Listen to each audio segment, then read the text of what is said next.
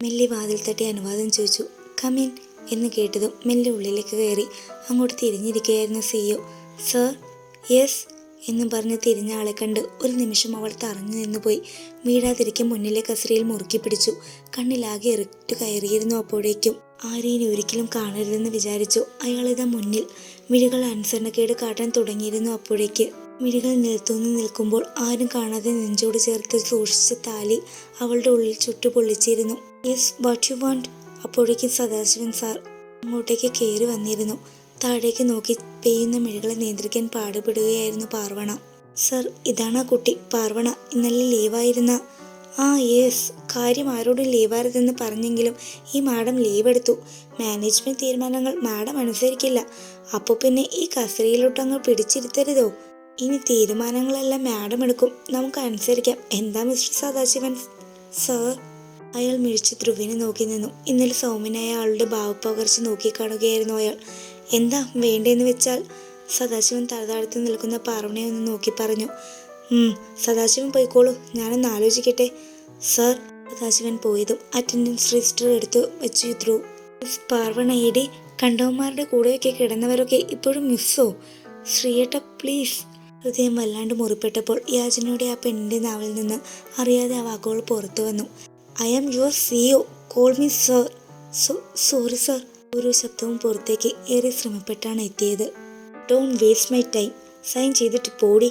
പാർവണ വേഗം ചെന്ന് പേനെടുത്ത് സൈൻ ചെയ്യാൻ വേണ്ടി നോക്കി. കൈ വല്ലാതെ വിറയ്ക്കുന്നുണ്ടായിരുന്നു. എങ്ങനെയൊക്കെയോ വരച്ചൊപ്പിച്ചു. വേഗം പുറത്തേക്കോടി. ലാപ്ടോപ്പ് മുന്നിൽ തുറന്നു വെച്ചിട്ടുണ്ടെങ്കിലും അതെല്ലാം കണ്ട് വല്ലാത്തൊരു തരം നിർവൃതിയോടെ ഇരിക്കുകയായിരുന്നു ധ്രുവ്.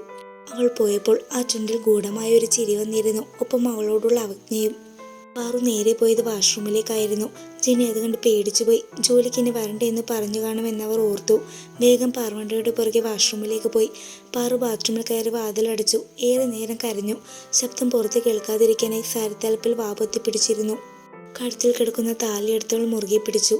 എന്ന കൈക്കൊമ്പിൽ നിന്നും മണത്തരികൾ പോലെ ചേർന്ന് വീണ ജീവിതം തന്നെ നോക്കി കളിയാക്കി ചിരിക്കുന്നത് പോലെ അവൾക്ക് തോന്നി. താലിയിലേക്ക് നോക്കി അവൾ ചോദിച്ചു, എന്നെ തോറ്റുപോയവളെ വീണ്ടും തോൽപ്പിക്കാൻ വന്നതാണോ? വിഷമം കരഞ്ഞു തീർത്ത് ഒരുവിധം ശരിയായപ്പോൾ മെല്ലെ അവൾ മുഖമൊക്കെ കഴുകി. വാതിൽ തുറന്നപ്പോൾ കണ്ടു പുറത്തു നിൽക്കുന്ന ജിനിയെ. എന്താടി, എന്താ സാർ പറഞ്ഞേ? നാളെ ജോലിക്ക് വരണ്ടെന്നോ മറ്റോ പറഞ്ഞോ? പാറു വേഗം ജിനിയുടെ അടുത്തെത്തി. ഏയ് ഇല്ലടി, കുഴപ്പമൊന്നുമില്ല. പിന്നെ എന്തിനാ നീ കരഞ്ഞേ? അത് സാറ് ചീത്ത പറഞ്ഞപ്പോ. ജനിക്ക് മനസ്സിലായിരുന്നു അവൾ തന്നിൽ നിന്നും എന്തോ മറക്കുകയാണെന്ന്. ഒന്നും കുത്തി അവളുടെ അടുത്ത് ചോദിക്കാറില്ലായിരുന്നു ജനി. സമയമാകുമ്പോൾ പറയട്ടെ എന്ന് കരുതും.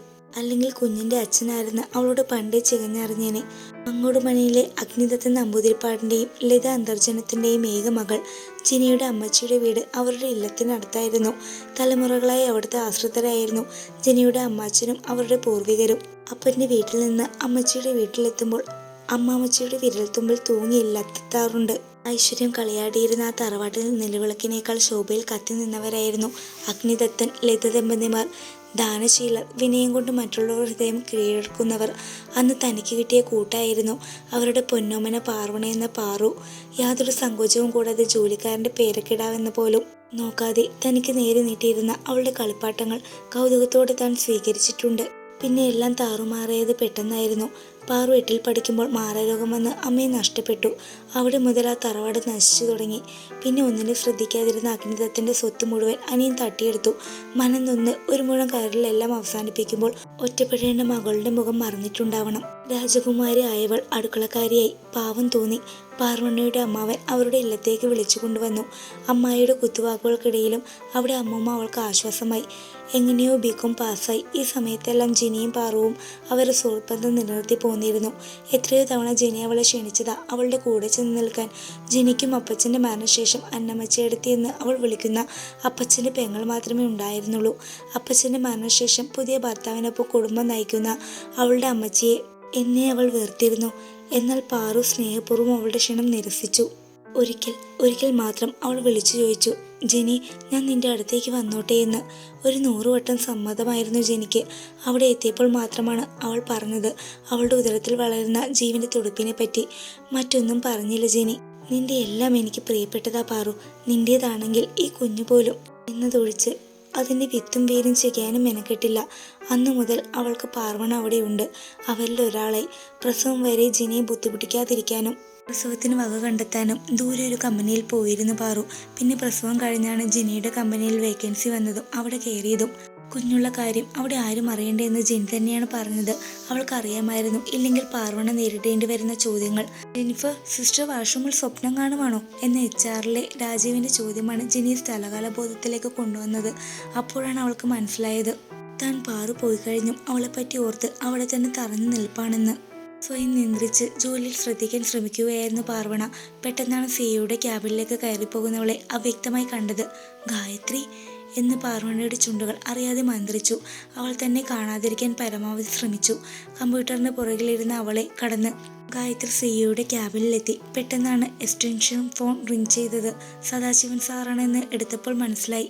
പാർട്ടികൾക്ക് കൊടുക്കാൻ വൗച്ചർ എഴുതി CA സൈൻ വാങ്ങിച്ചോ?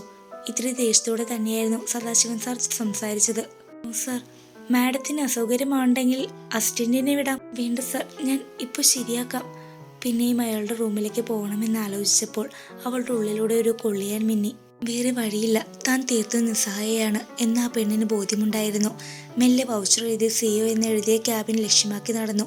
1000 തവണ മനസ്സ് പുറകോട്ട് തള്ളുന്നുണ്ടെങ്കിൽ കൂടി മെല്ലെ വാതിൽ തള്ളി തുറന്നപ്പോൾ കണ്ടു എന്തോ തമാശ പറഞ്ഞ് പൊട്ടിച്ചിരിക്കുന്ന ഗായത്രിയെയും ധ്രുവിനെയും. പെട്ടെന്നാണ് പാറു ധ്രുവിന്റെ കണ്ണിൽപ്പെട്ടത്. You come here. വിറയാർന്ന അടികൾ വെച്ച് പാറ അയാളുടെ ടേബിളിന്റെ അരികിലെത്തി. അപ്പോൾ കണ്ടു എന്തൊക്കെയോ ഭാവങ്ങൾ മിന്നിമറിയുന്ന മുഖത്തോടു കൂടി തന്നെ നോക്കുന്ന ഗായത്രിയെ. ഒരു റൂമിലേക്ക് വരുമ്പോൾ മിനിമം ചില മര്യാദകളുണ്ട്, അതുപോലും അറിയില്ലേ തനിക്ക്? ഇഡിയറ്റ്. മെല്ലെ തല താഴ്ത്തിയവൾ ഇടയ്ക്കൊന്ന് പാളി നോക്കിയപ്പോൾ വിജയച്ചിരിയോടെ എല്ലാം ആസ്വദിക്കുന്ന ഗായത്രിയെ കണ്ടു. ഉള്ളിൽ എന്തോ കൊളുത്തി വലിക്കും പോലെ ഒരു വേദന. സർ, മെല്ലെ വൗച്ചർ നീട്ടി. സൈൻ മേടിച്ച് പുറത്തിറങ്ങിയപ്പോഴും ആ പാവം പെണ്ണിന്റെ ഹൃദയം ക്രമത്തിൽ കൂടുതൽ തവണ അടിക്കുന്നുണ്ടായിരുന്നു. കുറച്ചു കഴിഞ്ഞ് പുറത്തേക്ക് ഗായത്രിയുമായി ധ്രുവ് ഇറങ്ങി വന്നു. പാർവണ കാണുകെ ഗായത്രിയുടെ തോളിൽ പിടിച്ച് തന്നോട് ചേർത്തായിരുന്നു ധ്രുവ് പിടിച്ചിരുന്നത്. All of you please listen. ഇത് ഗായത്രി. ഇനി ഇവളും ഇവിടെ കാണും. നിങ്ങളുടെ എല്ലാം തലപ്പത്ത്. പാർവണയെ നോക്കിയായിരുന്നു അവസാന വാചകം പറഞ്ഞത്. ഗായത്രിയും പുച്ഛത്തോടെ അവളെ പാളി നോക്കുന്നുണ്ടായിരുന്നു. ധ്രുവ് ക്യാബിനിലേക്ക് തിരിച്ചു പോയതും എല്ലാവരും അവരവരുടെ സ്ഥാനങ്ങളിലേക്ക് മടങ്ങി. അപ്പോൾ കണ്ടു പാർവണ കത്തുന്ന മിഴികളുമായി തൻ്റെ നേരെ നടന്നറിക്കുന്ന ഗായത്രിയെ. തുടരും. ഈ കഥയുടെ ബാക്കി ഭാഗം നാളെ ഇതേ സമയം ഉണ്ടായിരിക്കുന്നതാണ്. എല്ലാവരും നമ്മുടെ ചാനൽ മറക്കാതെ സബ്സ്ക്രൈബ് ചെയ്യണേ. കഥകളെ സ്നേഹിക്കുന്ന എല്ലാ കൂട്ടുകാരിലേക്കും ഇത് ഷെയർ ചെയ്യാനും മറക്കരുതേ.